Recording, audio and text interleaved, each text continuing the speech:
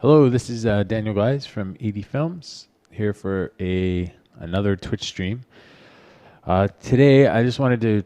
We had that IK problem last time we were working. We were trying to do a rig, and we ran into an IK problem that was pretty big. But what I may have been put on a lead to by one of our YouTube subscribers was a possible fix for it that might have already existed.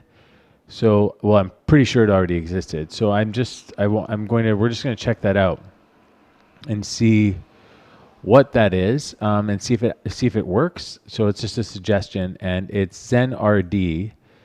So ZenRD was so kind to mention that there may be a solution for this. So big shout out there. So let's see if it works, and we'll have a look and see if we can make this thing actually work. So I've set just the basic bones that we were doing before, and I'm going to use the auto rig for a front arm. Oh, and I think I do want to include the scapula. I didn't put a scapula in here. I took it out. So we'll just put one back in. This is going to be a little bit crude. I just want to see this before we get into what we're actually, one of the other things we'll be doing today. And I think we'll just go back to finishing up that little scene that I was making, that we were working on before in After Effects. So today is an After Effects day. So we're here. So this will be, clavicle. I don't know why I called it a scapula. Clavicle left. So let's put all these together. We'll do an auto rig on the front arm, clavicle, forearm. This should be arm, forearm, hand. Okay. Let's see what happens. So this is no problem. We just had a flipping issue though with the rotation. So let's just watch the rotation of the hand. So it's starting in -1, and where we had a flip issue was here, where it would go all the way to negative. So this is the same problem. So apparently, there should be a IK solver on this. Here, the IK limit angle. Apparently this should change. Let's just do -180 and see if this does anything. So what this should do is fix that problem. I think it has. So the solution was there all along.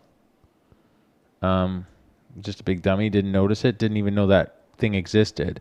So what it does is it actually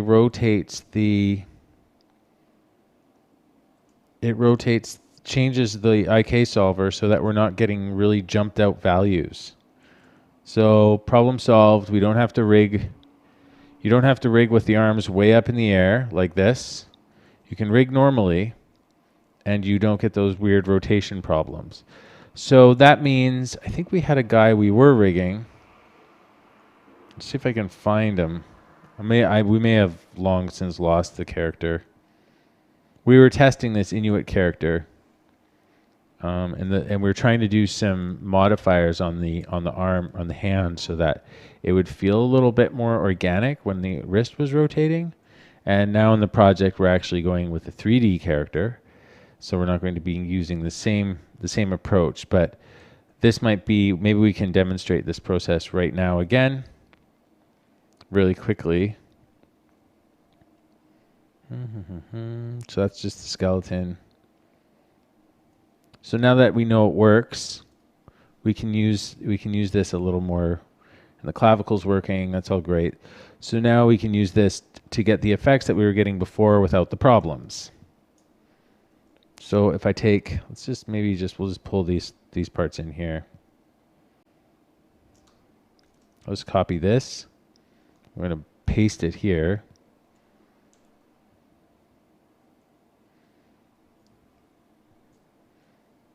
We'll just demo the arm solution a little bit here, because we were just having so many problems last time.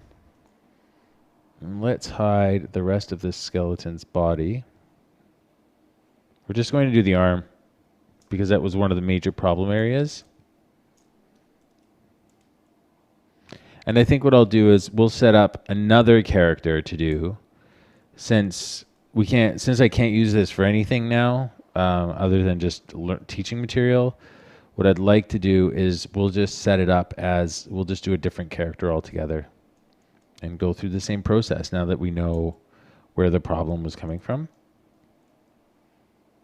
So the Do It guys had thought of everything.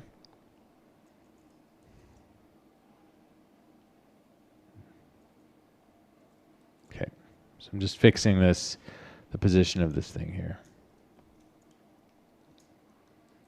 I'm going to forearm.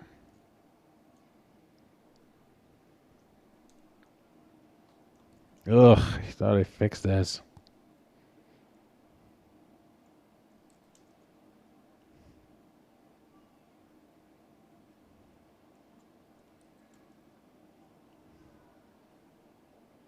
So you guys, I'm just trying to get this arm rotated into the right spot.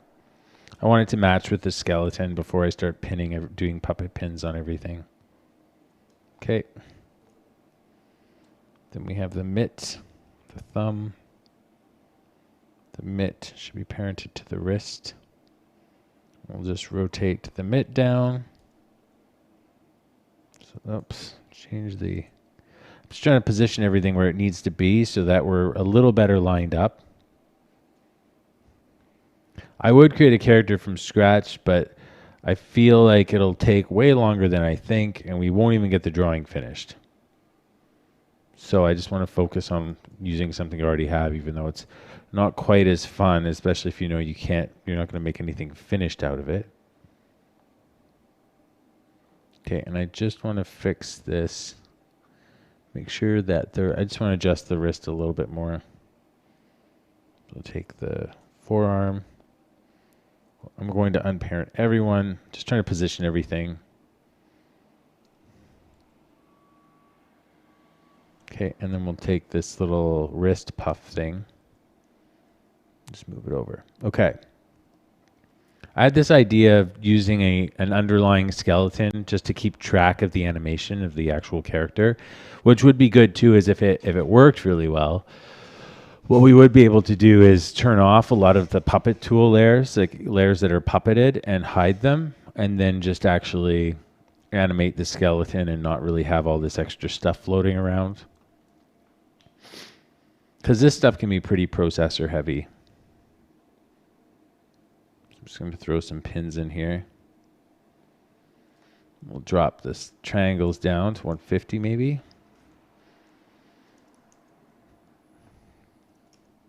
Expansion's way too much. Okay. That's pretty good. Good. All right. Put it on transparent. Great. And I should technically name these pins before we get started. Unfortunately, you really have to name them, because if you don't, and you start applying the puppet pins from Duick, you'll end up with all kinds of problems. So I know that's not spelt right. Forearm, wrist, BCK.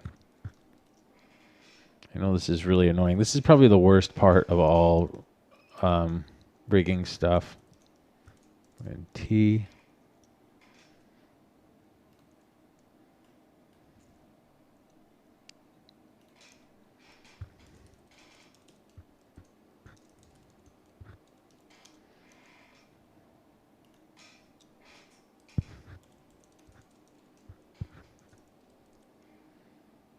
Oops.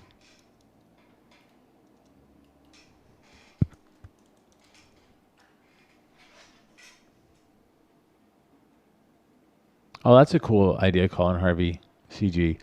Colin Harvey CG is saying that he used a beam effect to show where the bones were. Oh, yeah, sure. Sorry, guys. Let me just fix that.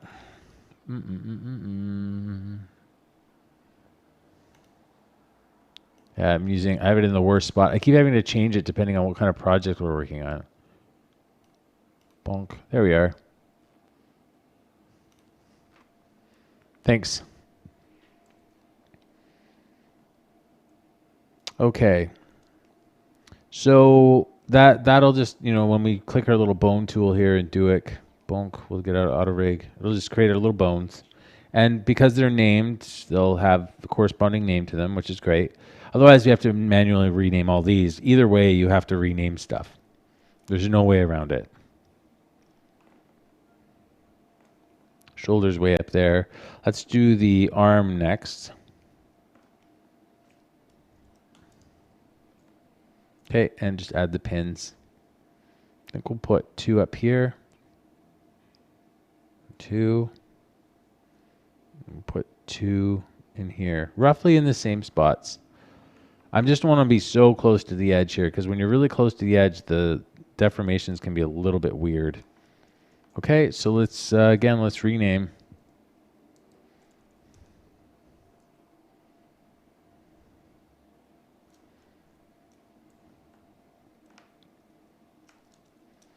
Okay, arm, elbow. Ugh, my thing's kind of in the way. Ugh.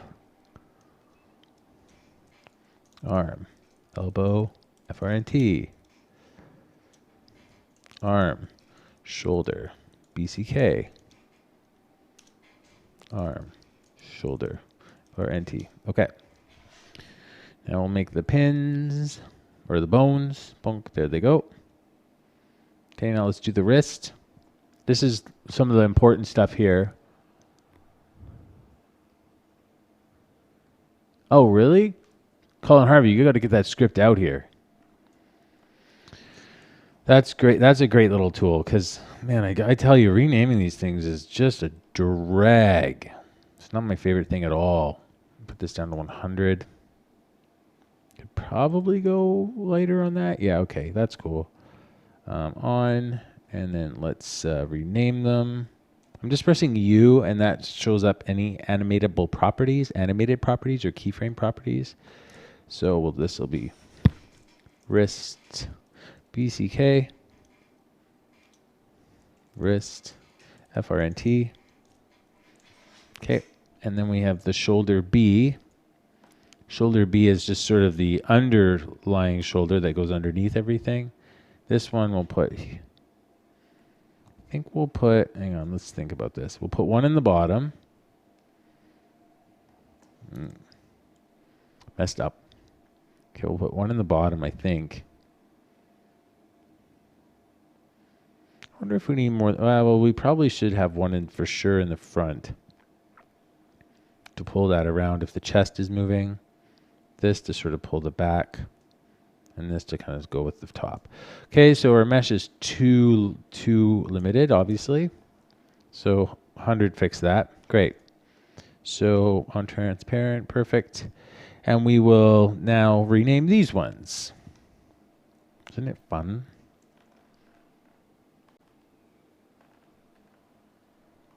Colin Harvey, that's an amazing code. Because look what I have to do manually. And everybody has to watch. Shoulder B, FRNT. Oops, I should have been all capitals. Who cares? Shoulder B, top. Shoulder B. I feel really bad for throwing everybody. Oh, that's bottom. I feel bad for throwing everybody astray by not being able to figure out that thing when it was right in the controls. I just couldn't find the IK solver rotation thing. I just couldn't find it anywhere in the documentation. I mean, I obviously didn't look hard enough, but I apologize because that was a pretty big problem. Like, it really bogged down the whole process and sort of wrecked the whole thing we were trying to do. But anyways, it happens. These aren't curated tutorials. They're not fixed or managed in a very specific way. So therefore, we're going to have mistakes like that. It won't be the first time. Okay, threw in the bones. All right, let's do the mitt. I already threw the pins in, so let's just name them. All right. So mitt, top, I don't know if we say top or wrist. I don't know if it really matters. Well, we'll just go mitt, wrist. Mitt, mid, mitt, mitt. And I messed that up. Mid, mid. It should be 2 T's. Who cares? I don't know why. I'm just like such a... Ugh, sorry. I'm the worst. I'm the worst. I know it. I would be rolling my eyes watching this. Okay, there we go. So that's for the hand. And then we have a thumb. I guess we can get ambitious and rig the thumb. Do we make our bones? Yes, we did. Let's do 1. Definitely want 1. You could do 2, but I think 1's fine. 1's fine there, and 1 is fine here. Okay. Probably don't need so many pins, but not or so many triangles. I'm not sure. Okay. Thumb, mid. Thumb, base. Thumb, tip. As annoying as renaming is and naming stuff can be, it's very, very helpful once you start rigging. It really keeps you from losing track of everything. So if you're having problems or errors are happening, it's going to save you. Okay, so we've already done the rigging because we used the auto rig. So now we just have to do the parenting and adding a couple of little special things here and there. So we're going to add a couple of controllers and stuff like that just to take care of some of the details here. So this thing is great. What we want to do is add a couple of things that will counter rotate based on what the arms are doing or what the hand is doing. Let's turn this thing way down as far as its opacity so we can actually see what we're doing. And I seem to be missing my pins on my wrist. I probably didn't do them. Or turn my bones. There they are. Great. Okay, so now we'll create some just other bones, which will be our sort of our counter rotate and all those other things, which will help soften things out a little bit. So we have wrists, the wrist piece here. We'll parent those pieces later. It is really important to parent your nested compositions because you'll notice if you have, or sorry, not your nested, sorry, these things. The comps, even though they're pinned, if you move them around or you rotate them, you'll notice it changes the way the deformations are happening. So you want to make sure you parent them in ways that help your animation the best way possible. Okay, so first thing, let's link up here. Let's link up the forearm. We'll take our forearm bones and just stick them right all over the forearm. So we have forearm, wrist, front and back. Actually, let's set up we need our rotator for our wrist. So we're going to create a new null object. Or a new solid. Let's use solids because Duik is using solids and we will use solids too, and we'll just color them differently. Okay. We'll make them 100 and 100. Okay. Because this is a pretty big composition. And we'll put it right around here somewhere in the middle of the wrist. So I'll call this wrist rotation A. This is just what I usually call it. It's a rotator. So it's going to keep an eye on the other wrist. Actually, I need to kind of make this bigger. It's going to be parented to the forearm. So this guy, which is our skeleton, skeleton's going to drive everything. And we're going to watch the hand's rotation. And we're going to take whatever the hand's rotation is, and we're just going to do it by 50% or whatever. Actually, let's do this properly before we get crazy. Just give me a second. So what we'll do, this is something that's just a good way to work if you just don't want to keep jumping back in and out of the code all the time, is we can create like a little expression, a slider, and call this damp or something. Or actually, let's call it wrist mult. It's because it's really it'll be a multiplier with the way I'm going to do the math. Now it's parented to the forearm, so that means when it moves, it'll follow the forearm. And it's also going to be, actually, it's going to follow the hand's rotation value. Okay? So let's do this again. This hand's rotation is equal to, we could just say value if you want. I learned that from Colin Harvey. Value plus, go down here and find our bone hand. Now I'm going to see if this will work. This might not work with the way that the 0 thing will be. I know I need the FX console. I know I need a lot of things. I need to get FX console. I got to get your group, your layer and parent tool running. I have one other one that I have to get running as well, which we just got finished. It's like a piece of a layer sorter we just got finished, which I was hoping to demonstrate once we got the next scene going. Value this for creation times, and I'm just going to go times, and we'll just grab the multiplier here. So basically, this will take the rotation of the hand and add it to this thing's rotation. Now, I could be wrong. I could have to fix this. So right now, nothing's going to happen. We may want to parent this to the actual hand, though, now that I'm thinking about it, because the hand has an orient constraint on it, so it's always pointing down.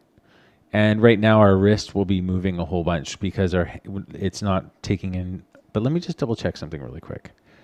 What is the rotation of the hand when we do this?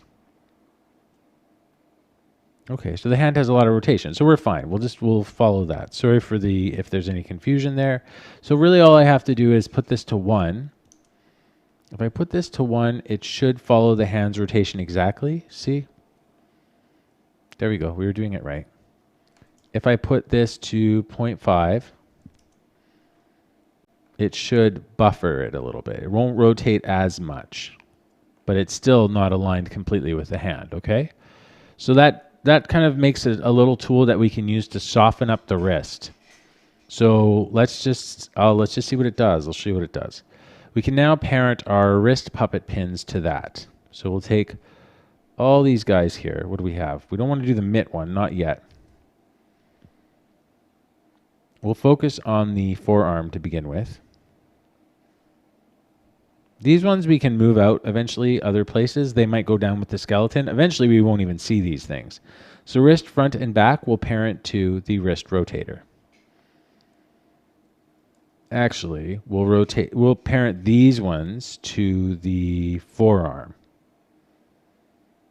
I'm just trying to get my head around this because these ones we don't need this to move when the wrist is moving. We want this just parented to the skeleton's forearm, which really I should name properly. I think in the other video I ended up naming these skell. I gave them prefixes. Like, hopefully this doesn't mess stuff up. It could. Skeleton forearm. Just so it doesn't confuse what we had before. One of the cool things I'm just thinking of right now, if you are actually using a skeleton, you could technically have this skeleton rig that you've already rigged up, and if you import this whole skeleton, or you use the same PSD file used to set this guy up and you build a new character over top of it, you could technically still use your skeleton to drive all the deformations. Not that it really matters all that much because it's pretty easy to set up a rig now that there's auto rigging, but something you could do. So the forearm, we've parented these two to the actual skeleton. Oh, and the elbow should be parented to 31 as well, just for now. We're going to start adjusting this stuff in a bit. So now we have our puffy wrist or a puffy arm following this thing. We may want to create multiple rotation buffers.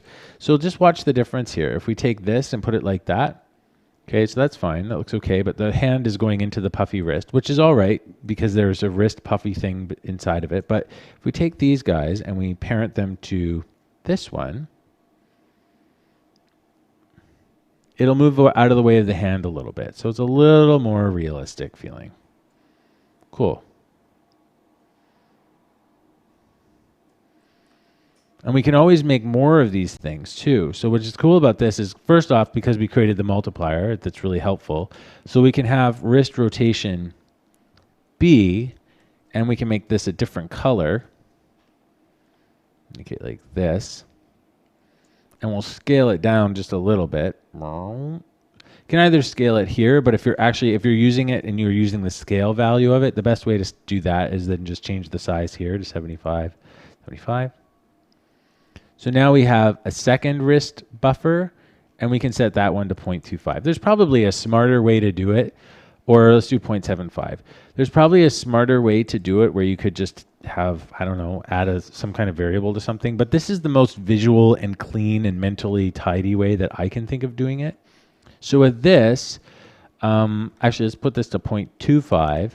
With this, what I can do is I can parent these wrist ones from the forearm onto this guy, and then I can parent the actual wrist onto this one, so that we're going to get a gradual change in how much the rotation of the wrist is affected by these rotators. So you can see when this guy's all pulled this way, the yellow one is rotated less, the green one's rotated more, and so on and so forth. So now what we can do is we can take the wrist, these two wrist guys here, and we'll parent them to the wrist rotator A, because there we want them to be affected a little bit more, right?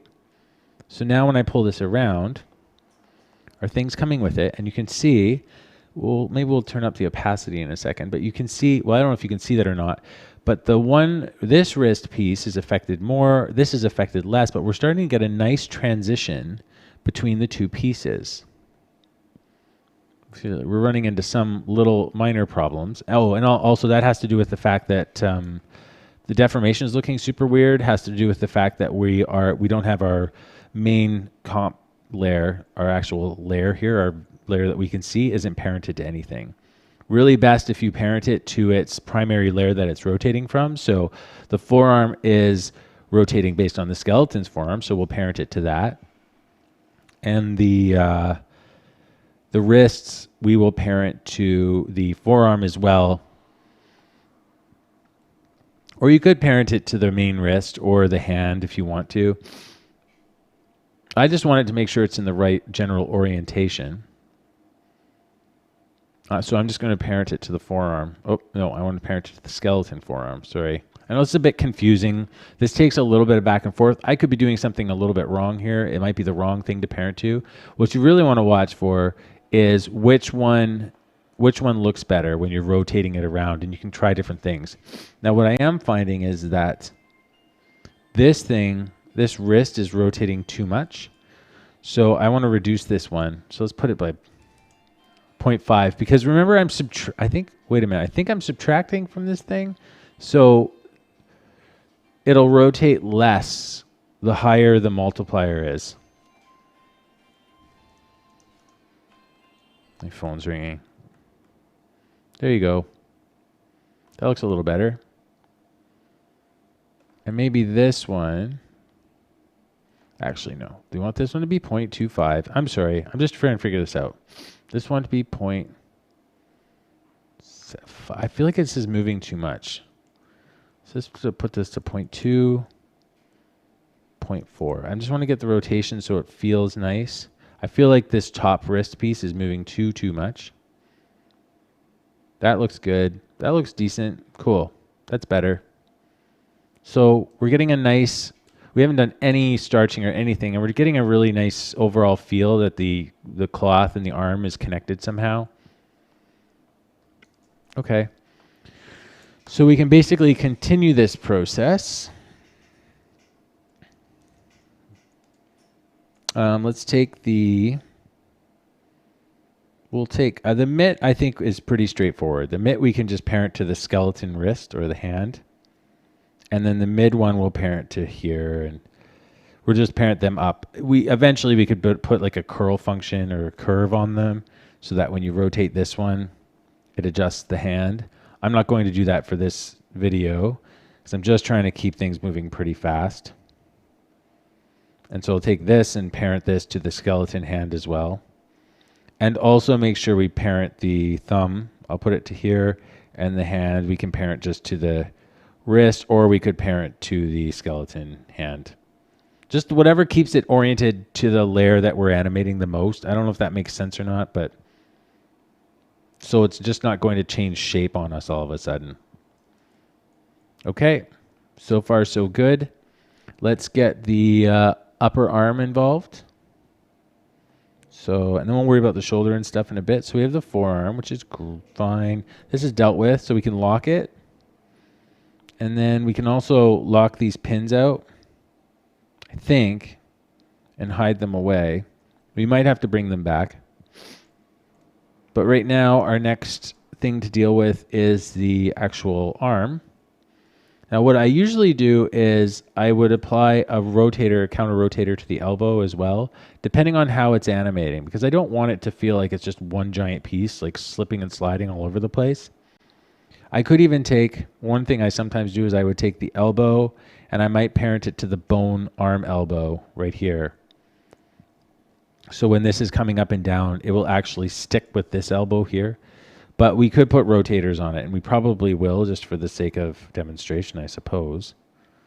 Let's just put this to layer 32 for now. Okay, we'll lock it. So let's get this arm sorted out.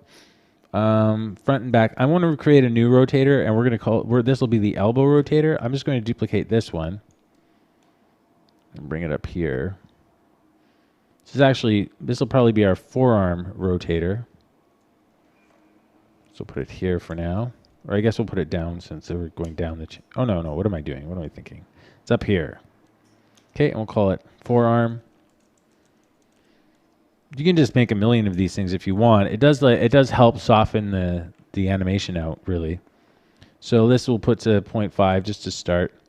And this will be parented to the arm. And we're going to watch what the forearm's doing. So we need to parent it to the skeleton arm. There we go. That just means it's always going to follow the arm around. So as this moves, it'll follow that arm. And we'll get it to, for its rotation value, we're going to get it to follow the rotation of the skeleton. I think we spelled it like this. We might get an error in a second here, of course, because I can never remember the name of anything. Skeleton, forearm left. Control C. I'm just copying that.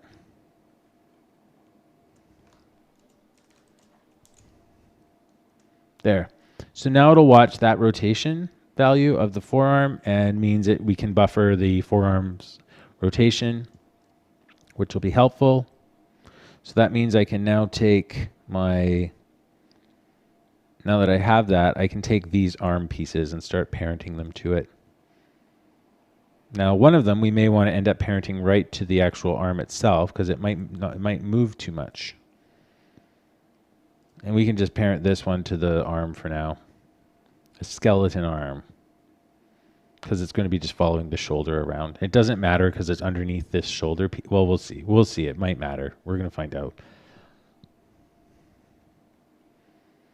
I know this can seem really complicated, so if this stuff is a little bit daunting to you, I wouldn't just don't overthink it. It's just something you're going to experience and gradually figure out. Okay, so you can see that I've reduced the amount of rotation that the underlying cloth is experiencing here. So let's see what happens when we attach the forearm to the buffer one. And let's leave let's see how that looks. We probably get a pretty big collapse in the arm structure. Oh, that's okay. That actually looks pretty good. We're keeping our elbow, which is nice, and we get a bit of a new one there. But we also get the full arm moving and a little bit of crunching, which is kind of neat. We may want to do this, like if it feels a little too loosey-goosey, we could take the forearm elbow front and just parent that to the actual, to its own forearm, like the skeleton forearm. And that keeps it from being buffered at all, and it just sort of moves here. So we mainly have the elbow buffering. Or we could create another buffer. It doesn't matter. Probably makes a little more sense to do it like that. Okay. Let's just have a look. I think that elbow is preserving nicely. The arm's bending pretty sweet. We have nice movement all down the arm while it's bending. A little bit of stretching, a little pulling. Cool. Okay, so let's do the shoulder, and we'll, like, again, we could put more buffers. These little guys here, if we wanted to, dampers, buffers. I don't want. They just whatever I'm calling them. I'm just making up words as I vomit words out of my mouth as I talk inanely. The shoulder pad. So shoulders here. That shoulder piece. Oh, there it is. Should technically just be above everybody. Oh no, because the forearm could sometimes come right up. Okay, so shoulder piece. I don't even think we ever put pins on this thing, actually. This kind of just has to follow everything else, but it could slide a little bit underneath.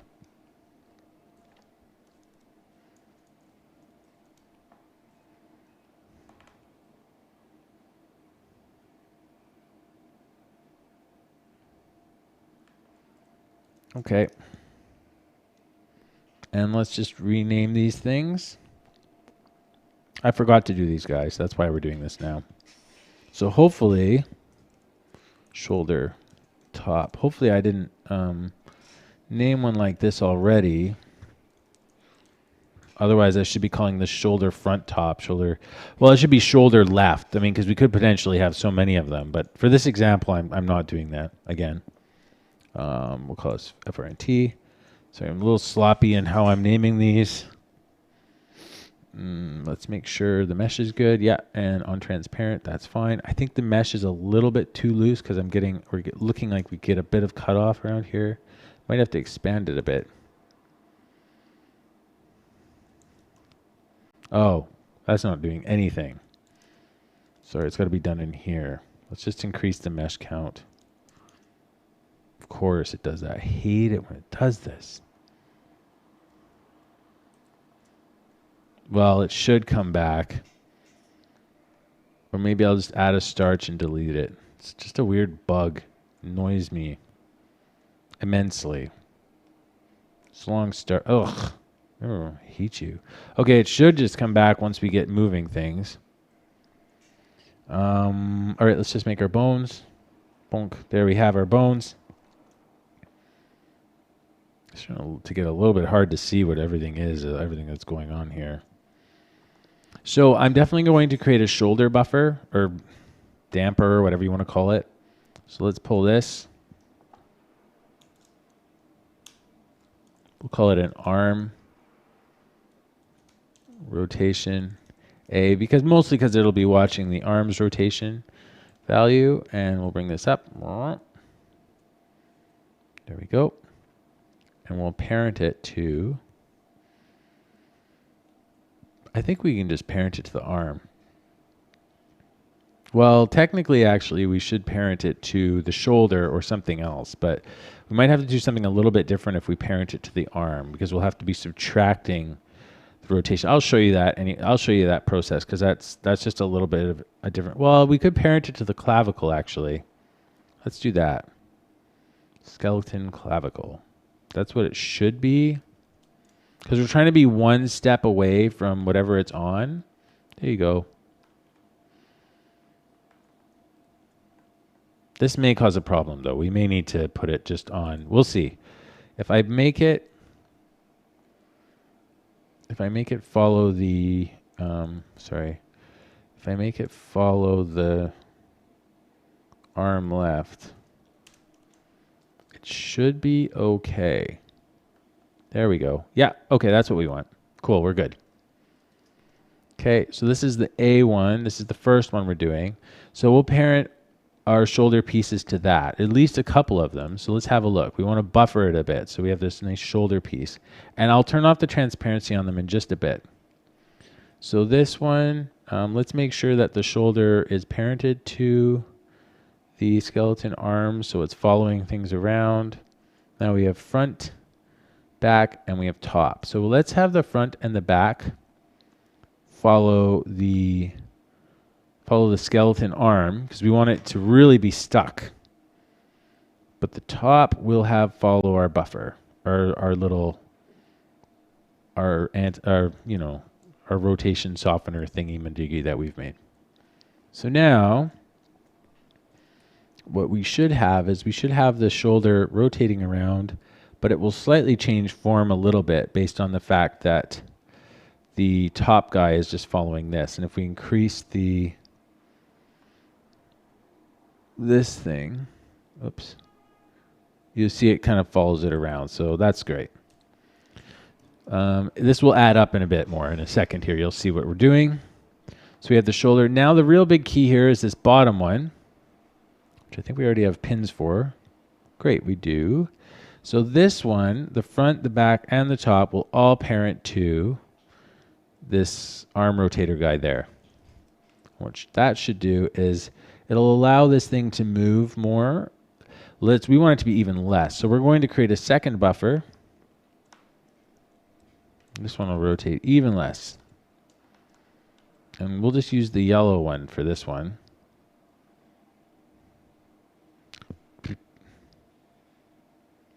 This one.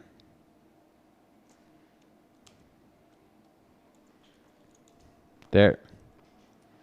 So this one will rotate even less. So it should be 0.75, I think. Oh, actually it'll be 0.25 because it's a multiplier. All right, and now it's parented the right thing. Now what should happen is we'll parent that main shoulder, the underlying shoulder here, this one. We'll parent them all to that guy. So maybe we'll keep the top one parented to the one that's moving a little bit more. Eventually we'd probably parent this one to the chest muscles or something, or to the chest. Oops. So we could probably buffer that even more. But you see what we get. Let me just put this all together. Make all these pieces 100% opaque. 100. There's a couple more to do here. 100. Okay, so everything's opaque. See all our bones, which is fine for now. So what you'll start to see is happening, which is really nice, is we'll get a lot of different rates of rotation in the furs. So you can see this top one, this front one's moving more than this bottom one. Our wrist puffiness is kind of crunching and stretching nicely. So we're getting a lot of change of silhouette, but it's different. It's kind of changing over the whole form. See how this is happening? See how that wrist is moving, and we're getting a little bit of traveling in that wrist.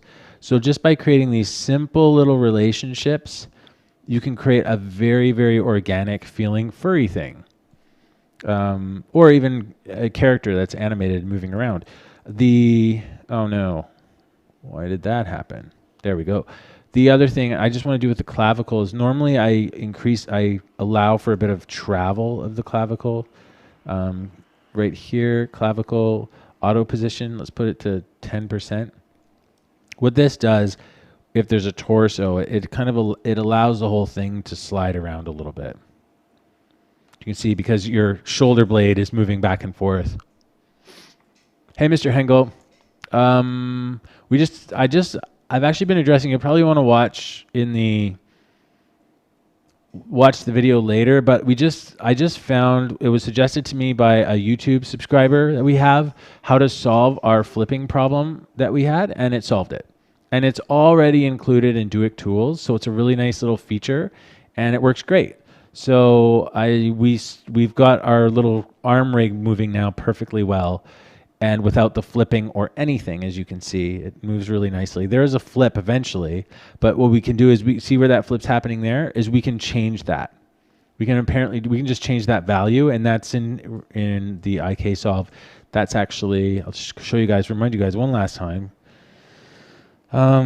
It's in where is it? It's in the skeleton, and it's in the arm. So we can change the IK limit.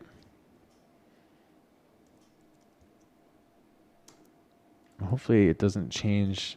Looks like everything else holds together. So when we change that limit, that actually is just the thing like we were talking about. It moves the way the arm, where the rotation flipping point is. And I think we can change it without damaging our actual rig that we already have, but I don't know for sure. Maybe we should just double check that really quickly. Let's put it to 90. Yeah, it does cause a bit of a problem. So if you wanted to do that after you've already, let's say we did this at negative 180,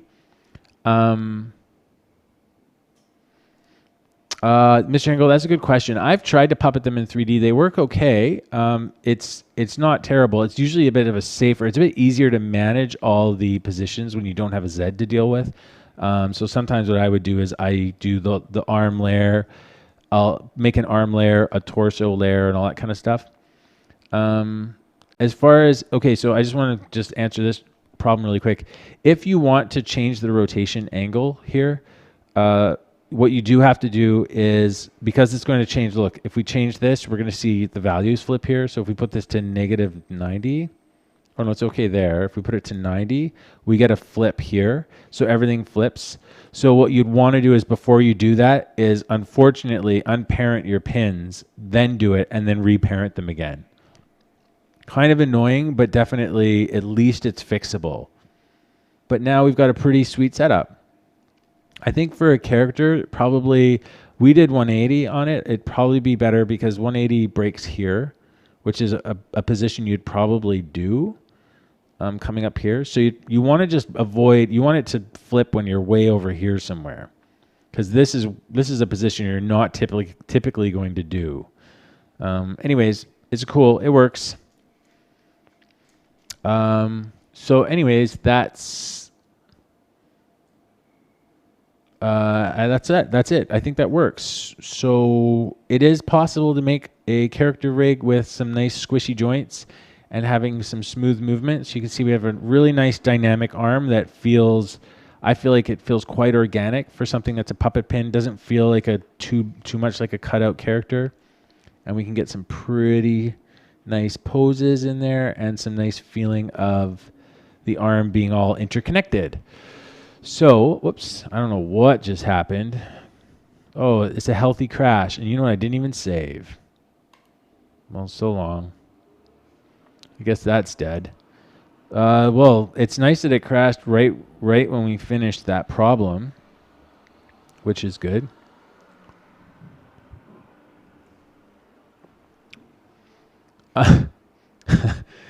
Colin Harvey CG, that's a very good question. I think I had 3 to 4 per layer. So we had a wrist puffy part, which had 2. We had the hand, which had 3, so it's 5. Then we had the thumb had 3, that's 8. And then we had the forearm had 4, that's 12. The upper arm had 4, that's 16. And then the shoulder had 3, that's 19. And the other shoulder had 3, so about 21 to 25 for that whole arm setup for bones. And then for the additional like nulls, we probably had 4, so that was about 29. And then, so it was about roughly 30 layers to make that work. No, don't close that. Okay, I think what I'm going to do really quickly is we're going to jump back into the After Effects project, but I'm going to stop the stream really quick. I know it's kind of annoying. I'm going to stop it so it breaks the video in half because I want to post this fix up so that people make sure they can have it, because I have this other one posted that's talking about the broken arm, which is not really a problem.